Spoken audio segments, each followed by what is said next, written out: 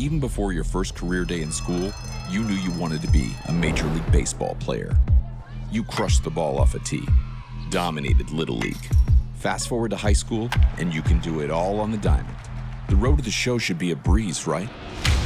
Think again. Out of over 450,000 high school athletes a year, 8% will play in college. After that, it gets even tougher. Only 5% of college players get drafted, and just 14% of those drafted actually make it to the majors. So after high school, you're looking at a 0.062% chance of making it to the big leagues. Too much math? Look at it this way. It's harder to get here than it is to get here. Ready to be the next Rocket, Swanson, or Skeens? To be the next Helton, Cruz, or Cole? Think you got what it takes to keep pushing beyond what others think is possible? To leave your mark on the game forever? Ready to pave your road to the show? Let's go.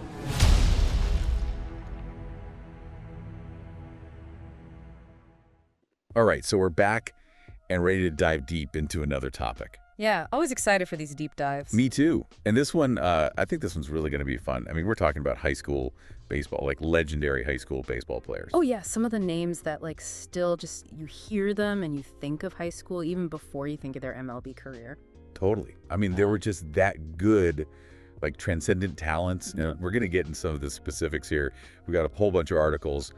We pulled the best of the best high school players over the last like 50 years and kind of tried to figure out like, you know, what set them apart.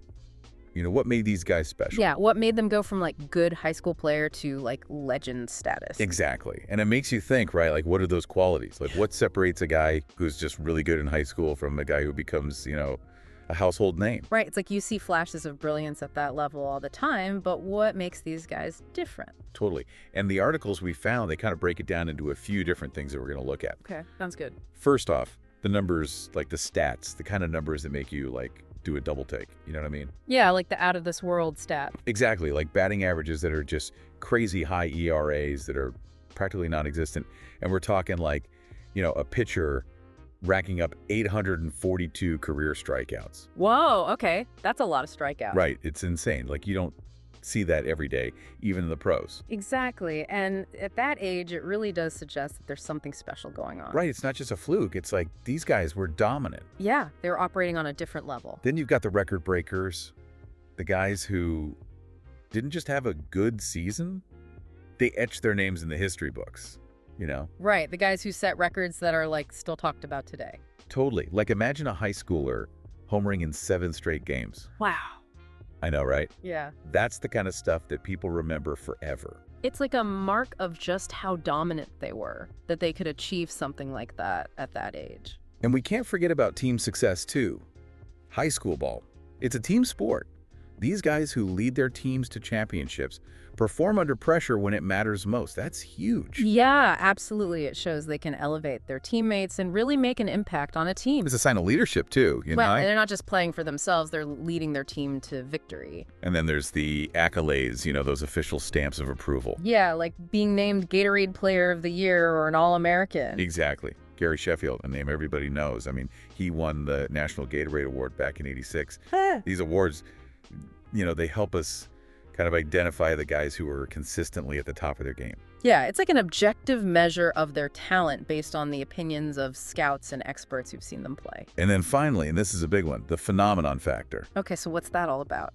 This is the buzz, the hype, you know. Are they on magazine covers as like sophomores or scouts flocking to their games? Was there this like, you know, palpable excitement surrounding them? Oh, I see. So like they're not just good, they're like the talk of the town. Exactly. They're the real deal even before they step foot on a professional field. Yeah. And, you know, the ultimate validation of that hype, a high draft position, especially going number 1 overall. Oh, yeah. That's like the ultimate stamp of approval from the pros. It means they see that potential, that star power, even at that young age. It's like they're destined for greatness. Okay, so now that we've kind of laid the groundwork, let's dive into some of the specific players. And these are guys that truly embody this like high school excellence that we're talking about. All right, let's hear about him. First up from the class of '73, the Texas pitching sensation, David Clyde. David Clyde. Okay, so tell me about him. This guy was unbelievable. His numbers are just ridiculous. Yeah. He holds national records, 29 career shutouts, 842 strikeouts. I mean, come on. That's a lot of strikeouts. Seriously. It's insane. And he had these streaks of consecutive scoreless innings. Like one of them went over 115 innings. Whoa, he was just shutting everyone down. Totally. And get this, he was so good that he went straight from high school to being the #1 pick in the MLB draft by the Texas Rangers. Seriously, straight from high school to the majors. Yeah, he was pitching in the big leagues just weeks after graduating. That's incredible. Yeah. I mean, it shows you just how much raw talent he had. It's like they knew he was something special and they couldn't wait to get him up there. And even though his MLB career was kind of up and down, his high school legacy is just cemented. You know, it's like a benchmark for pitching excellence. Absolutely. He's a legend. All right, next up, let's fast forward to the 80s and talk about Darryl Strawberry class of 1980. Oh, yeah, Darryl Strawberry. I remember him. This guy was a physical specimen, 6'6" hands, powerful left-handed swing. I mean,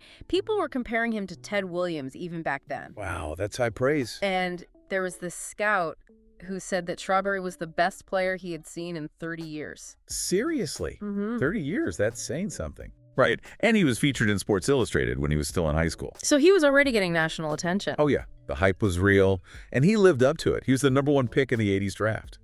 Even though he wasn't like winning every single award in high school. Yeah, it wasn't just about the awards with him. It was about the potential, the raw talent. The scouts could just see it. Like they knew he was going to be a star. Exactly. He had that phenom aura, you know. Yeah, like you just knew he was going to be something special. All right, moving on to another iconic name, Ken Griffey Jr., the natural class of 87. Ken Griffey Jr., man, what a player. Coming out of Archbishop Wheeler in Cincinnati, you know, a high school with a history of producing great players. Right, so he was already coming from a strong baseball program. And he just lived up to the legacy. His senior year, he was hitting like .478 with 7 homers, 26 RBIs, 13 stolen bases. Wow, he was doing it all. He was Ohio State Player of the Year, a high school All-American, and he was just known for these legendary home runs. Oh, yeah, the stories about those home runs are still circulating. Right, and his dad was a major leaguer, so you know, his baseball IQ was already off the charts. Yeah, like he grew up around the game. No surprise, he was the #1 pick in the 87 draft. And the way he played it was just so natural, so smooth. Yeah, like it all just came so easily to him. Exactly. He just had this feel for the game that you couldn't teach. All right, who's next on our list of legends? Next up, we got Derek Jeter, class of 92, Captain Clutch. Oh, yeah, Derek Jeter, a true icon. Even back in high school at Kalamazoo Central in Michigan, he was showing signs of greatness. So what made him stand out? His consistency at the plate was just remarkable. As a junior, he hit .557 with 7 homers, and then his senior year, he hit .508 with 4 homers, 23 RBIs, 12 stolen bases, and he almost never struck out. Wow, that's some serious hitting. And get this, teams were intentionally walking him in high school. I mean, that shows you the level of respect he already had. Right, they were scared to pitch to him. Like they knew he was going to do damage. And of course, the awards followed USA Today, Player of the Year, Michigan's Mr. Baseball. Yeah, he was racking up the accolades. And he was a multi-sport athlete, too. You know, played basketball and ran cross country. So a well-rounded athlete. Absolutely. And he was known for his leadership and his work ethic even back then. Like he was already showing that drive and determination that would make him a legend. Totally. The Yankees knew what they were doing when they drafted him 6th overall. Yeah, he was a steal at that spot. Now let's move on to Chipper Jones, class of 90. Another guy who was just incredible in high school. Chipper Jones. Okay, I'm listening. This guy was a force on both sides of the ball. He was a switch hitter from the Bolsa School in Florida. So he could hit from both sides. Oh, yeah. And he was a really good pitcher, too, early in his high school career. He had a 6.3 record with a 1.89 ERA as a sophomore. Wow, so he could pitch and hit. He was a true two-way threat, but his bat is really what made him stand out. He led his team to a state championship as a junior. And he won the MVP award, too, right? Yep, and then his senior year was just ridiculous, hitting close to .490 with 14 stolen bases. And on the mound, he had a 7.3 record, a 1.00 ERA, and 100 strikeouts. That's a dominant season, no matter how you look at it. He won the Gatorade Player of the Year award in Florida, was the runner-up nationally. Sound like he had it all hitting the pitching the awards. And he had a really high baseball IQ, too. Like, he was known for stealing signs. So he was already thinking ahead of the game. And he was a really good football player, too. Played quarterback. Wow. So a multi-sport star as well. Yeah, the Atlanta Braves made him the #1 overall pick in 1990. And it's easy to see why. It's like they saw the future Hall of Famer in him. Speaking of future Hall of Famers, let's talk about Alex Rodriguez, A-Rod class of 93. Oh, yeah, A-Rod, another one of those legendary names. He came out of Westminster Christian in Miami, Florida, a state that's known for producing some serious baseball talent. Right, Florida's a hotbed for high school baseball. And Rodriguez was one of the brightest stars over his high school career. He hit over .400 and stole 90 bases in 100 games. So he could hit for average hit for power, and he had speed. He used the complete package, and he led his team to a national high school championship as a junior. So he knew how to win, too. And his senior year was just ridiculous. Over .500, 9 homers, 36 RBIs, and he stole 35 bases in 35 attempts. A perfect record. He was unstoppable. He won all the awards: USA Baseball's Junior Player of the Year, Gatorade National Student Athlete of the Year, and he was the first high schooler to try out for Team USA. So he was already being recognized as one of the best in the country? People were comparing him to Cal Ripken Jr., and he ended up being the #1 pick in the 93 draft. I mean, it's not hard to see why he was just so much better than everyone else. People were saying he was a man among boys. Like he was playing a different game than everyone else. Let's shift gears a bit and talk about Josh Hamilton, class of 99, a lefty slugger from North Carolina. Josh Hamilton, okay, I remember him. He had some incredible power. This guy put up some video game numbers at Athens Drive High. He won the North Carolina Gatorade Player of the Year award twice. He was a consensus All-American. So he was racking up the awards left and right. And his junior year was just legendary. He had .636 with 12 homers and 56 RBIs. Seriously, that's just unheard of. And even though teams tried to pitch around him his senior year, he still hit over .52 DER with 13 homers. Wow, so he was basically impossible to pitch to. And he was a phenomenal athlete, too. He could throw in the upper 90s from the outfield, and he had a mid-90s fastball himself. So he could have been a pitcher, too. He was the #1 pick in the 99 draft, and there's this famous story about him denting a school bus during batting practice. Oh, yeah, I heard about that. Like, he hit the ball so hard it dented a school bus. He was just a pure hitter with incredible power. Yeah, he was a true five-tool player. Now, from one Josh to another, let's talk about Josh Beckett, also class of 99. Josh Beckett, he was a great pitcher, right? Oh, yeah, he was a dominant force on the mound for Spring High School in Texas. And he was the USA Today National Player of the Year in 99. With a 13-2 record, a .39 ERA, and 178 strikeouts. Seriously, a .39 ERA, that's insane. He had almost identical stats his junior year, too. Like, he was just consistently amazing. So he was just lights out every time he stepped on the mound. He had this high 90s fastball and this nasty curveball that high school hitters just couldn't touch. And there's this big debate between him and Josh Hamilton for the top pick in the draft. Oh, wow. So they were both considered the top prospects in the country. Beckett ended up going #2 overall. And he had this confidence about him, like he knew he was the best. Like he was born to be a star. Okay, now we're getting into the 2000s, and we got to talk about Joe Mauer, class of 01. Joe Mauer, I loved watching him play. This guy from Minnesota might be the most complete high school hitter we've ever seen. His stats are mind-boggling. Okay, let's hear him. He never hit below .542 in his 4 years of high school, and he struck out only once in his entire high school career. Once. That's impossible. I know, right? It's insane. In his senior year, he hit over .600 with 14 homers and 45 RBIs, and he tied the national record by homering in 7 straight games. Whoa, he was just on fire.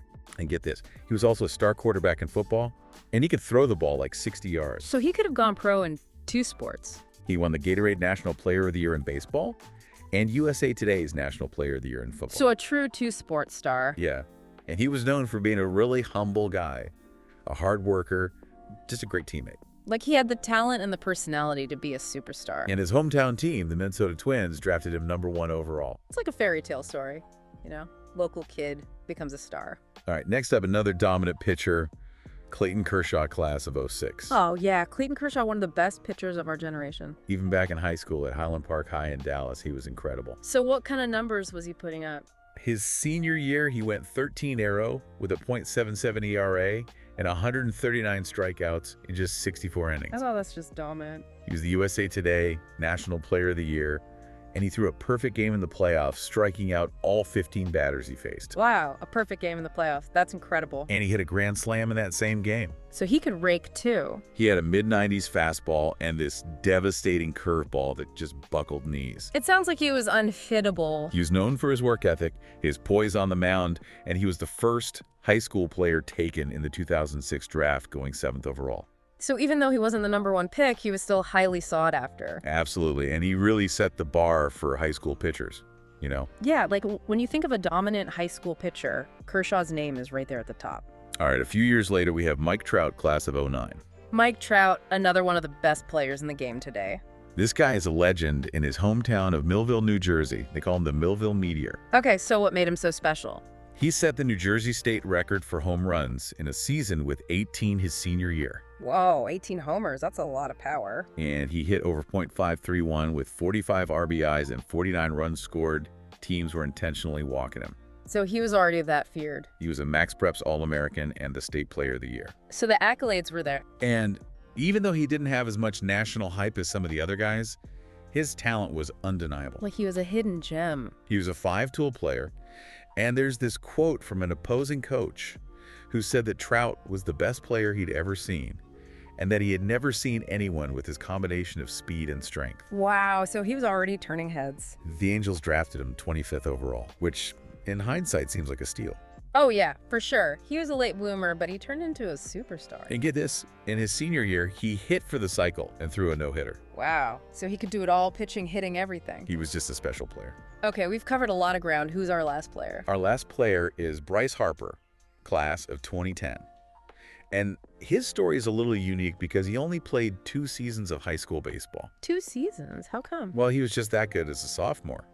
He hit .626 with 14 homers, 22 doubles, 9 triples, 55 RBIs, and 36 stolen bases. Whoa, as a sophomore. Yeah, and he's playing against some really tough competition, and he's primarily a catcher. So he was already excelling at a premium position. He was named Baseball America's High School Player of the Year as a sophomore. That's incredible. I mean, usually you don't see that kind of recognition until your senior year. He was on the cover of Sports Illustrated. They called him Baseball's Chosen One.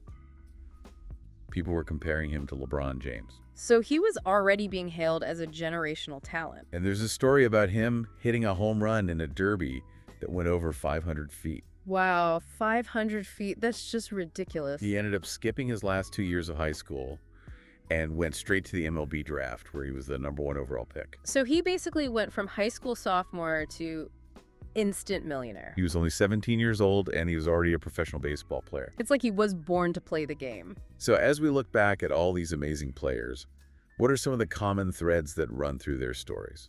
Well, one thing that really stands out is the work ethic. You know, these guys weren't just talented, they were incredibly dedicated to the game. Right. They put in the time and effort to hone their skills. And they all had this incredible competitive drive.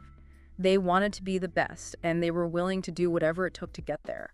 And they were all recognized early on for their talent, whether it was through awards or high draft projections. Yeah, it's like people could see their potential from a young age. And it's interesting to see the variety of positions represented here. You know, we've got pitchers, outfielders, infielders, catchers. It shows that high school baseball is a breeding ground for talent across the diamond. Yeah, it's a pipeline to the pros. And it's really inspiring to think about, you know, these guys were once just kids playing high school ball, and now they're some of the biggest names in baseball history. Yeah, it shows that anything is possible if you have the talent and the dedication. And it makes you wonder, right? Like, who's the next high school phenom who's going to take the baseball world by storm? Right. Could there be another Mike Trout or Bryce Harper out there right now just waiting to be discovered? And what high school records will stand the test of time? You know, what moments of brilliance will we still be talking about 20, 30 years from now? Yeah, it's exciting to think about the future of the game and the young players who are just starting their journeys. All right, that's going to wrap it up for this deep dive. I hope you guys enjoyed it. Yeah, that was a fun one. Yeah. It's always amazing to look back at these high school legends and see how their careers unfolded. For sure. Thanks for joining me. Anytime. And we'll see you guys next time for another deep dive.